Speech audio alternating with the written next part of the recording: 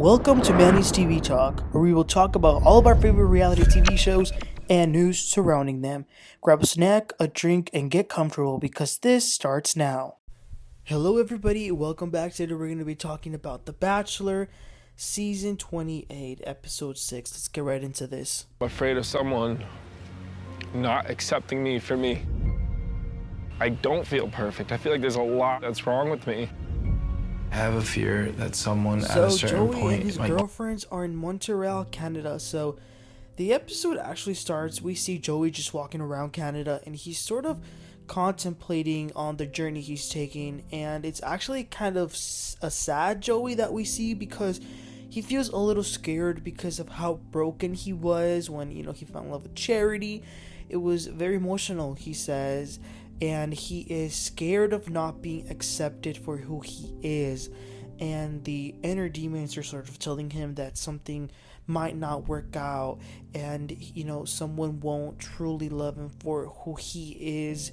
And you know what? As a guy saying that out loud, and me being a guy, I could weirdly, I'm embarrassed to admit this, but I could actually kind of relate to that. I empathized and I felt bad for him. He was kind of crying. Damn, what a depressing beginning. But then we see the women arrive to the resort. The upside of, if they don't end up winning, at least they got to, go across the whole world and see these amazing places. They talk to Jesse. He tells them that the official language of the city they are in is French. He speaks some French to them. He tells them that there will be 3 dates like there normally is, but the group date will be the first date. And then he says that Daisy, Caitlin, Kelsey A, Jenn, Rachel, Lexi, Leah, and Jess will be going on this group date, which means that Kelsey T and Maria will get the one-on-one, and Maria and Kelsey are so happy. The ladies in the group date are going on some sort of scavenger hunt. They're going to be exploring Montreal, location to location. They meet with Joey. He doesn't even know what the date is because Jesse's the one who set it all up. So the cards that they have to read are in French. First they go to like a souvenir place and they get a bunch of hats and little merchandise. It was cute seeing them stop in different little stops and just explore new things. They went somewhere and they prepared some food bowls. Now it's a great date as like a group of friends maybe, but it's really, really hard to try and connect with him when there's that many people. So then they go outside, they dance in a circle, they played some games. Some of them were able to sneak in a kiss here and there. Again, fun date, but romantic wise, kind of underwhelming for the women. Then it is later that night and they get together again and they all feel weird. None of them want to be there. They want to be the only ones spending time with Joey. And you can feel the energy through the screen. I can't imagine how the energy was in the room. So Joey sensed this and he tells them that he too is having a hard time, so they should just try to hang in there, So Joey goes to talk to Caitlin first. He asks how she's doing and she starts to cry. She says that it's hard for her to see his connections with the other women, especially since she's never had a one-on-one, so today was very hard for her. He tells her that he still wants her to know that she's amazing and there's a lot that he wants to know about her. So he tries to get her to calm down.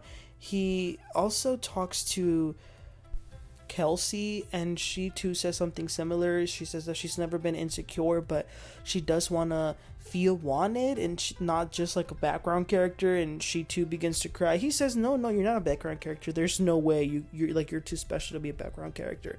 So he reassures her and kisses her. Also, all the other girls out there are talking about how these roses are no longer, oh, I want to get to know you. No, these roses are I can actually see a future with you. So Lexi and Joey have a conversation and Lexi does ask a very important question. How long does he see this engagement lasting? 2 years, 3 years? What about when they get married? How many years does he want that marriage to be before they have kids? Does he want to have kids right away or wait? So she asks him these questions, and he says he would definitely want to wait a little and enjoy each stage, enjoy being engaged, enjoy being married, and then enjoy having kids. She then says that, he has shown affection to her in a way that she's never experienced. But you could see her energy kind of shift a little when Joey's response of how much he wanted to wait for that engagement, wedding, and children was. So it's sort of something that she's gonna have to think more about. Joey speaks to Jenn. She is one of the few ones who isn't being so, I don't want to say the word negative, but maybe not so somber. She was smiling. She said that she had a great day, and she says that she's falling for him. So that was significant. Now, he doesn't say it back, but he got very, very happy and giddy that she said that. So once again, props to Jenn for always kicking it out the park. After everyone had these conversations with Joey, they do calm down a little, but Jess is stressing, so she goes to talk to him. She tells him that the group dates are getting hard, seeing him connect with other women, and it's scary because she is falling for him. She really wants a one-on-one as well. She kind of starts to ramble, and then Joey says that it makes him feel so good hearing that she's falling in love with him, but damn. He says that he hasn't been able to picture them together. Unfortunately, he thinks she's unbelievable, she's great, but he doesn't think it's right for him to keep her there if he can't really picture them, because, it's just not gonna happen. So she can't. He doesn't want her to stay. Wow, that was crazy. Of course, he tries to say it in the nicest way possible. So he gets her and walks her out. She's crying and asking if there's anything that she did that was wrong. He says, no. That surprised me because I knew Jess was leaving. I didn't think it would be this soon, though. Joey goes back inside. He grabs that rose and gives it to Jenn. She's happy. Everyone else isn't. But then he thanks all of them. It is then a new day, and it is time for Joey and Kelsey's date. She looked so happy. I can tell that she has a very great spirit. He says that he's gonna have a surprise. So they go to a gymnasium, and they start doing some crazy stuff, like hanging from ropes, jumping into each other. That was a fun day. They're basically doing Cirque du Soleil, and they got dizzy, and they were just laughing so much. Back in the hotel room, unfortunately, Lexi is losing it. The thing about the kids really made her feel some sort of way because the timing could change if this is going to be her future husband. But to go back to the day, it is now the night portion of the day, and they are really enjoying each other's company. They walk into this beautiful building. They talk about how their time today was amazing. She tells him that she loved today, but with hometowns on the horizon, she needs to tell him something. She really isn't that close with her family. When she was young, her dad was her everything. Like, he was there to take care of her, just anything she could ever ask and more of a dad. But then he stopped talking to her a while ago. And Joey's like, why did he stop talking to you like so suddenly if he was your everything? She says that it's because of his religion. He wanted her to be like a religious person in his religion, but she wanted to go to college. But if she didn't convert to that religion, then she wouldn't be able to be in his house or talk to him. Which, look, I'm very spiritual. I'm a follower of Jesus. But I'm just like, what kind of religion tells you to stop talking to your offspring? Like, what? Anyway, she moved with her mom, and recently she has been talking to her dad. Not really, but just like little check-ins. But it's not anything that she would want it to be. But her goal here is to get a husband to love and be loved, and she feels amazing right now, and she really does. They kiss, he gives her the rose, and they start to kind of dance as one of those Cirque du Soleil performs. Definitely a great date. Then it is time for Joey and Maria's date the next day. He picks her up in a fancy car. They had a really good car ride, just joking and teasing each other. Maria's like a really fun spirit. He then takes her with a fashion designer, and there's a bunch of dresses that she tries on. He keeps telling her how pretty she looked. When she picks out the dress that she wants, they hop on a helicopter and fly across the city. She was so excited to see Canada from that point of view. And then since they were already dressed a little later, they didn't really have to change for the night portion. So he thanks her for making today so fun. He says that he really needed it. She says likewise. She says that in her past, she dated someone who was kind of just dangling the idea of an engagement.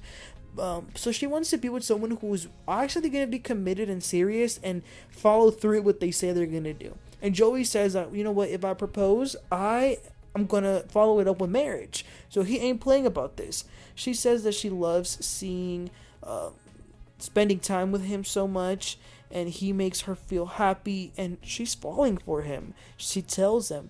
So he takes her to a room with a band, and they dance. She started to cry. It was like a happy cry, because she just couldn't believe how special today was. And you know what? After all the hail that Maria had to go through, I'm glad she had a proper date, because it meant everything to her. He gives her the rose. She accepts it. I think that if Maria doesn't end up being his fiance, the one who wins this, she's going to be devastated, because everything's going so great. But then, you guys, the next day, Lexi takes it upon herself to go to Joey's room, because after thinking, she thinks they might be in completely different spaces in their lives.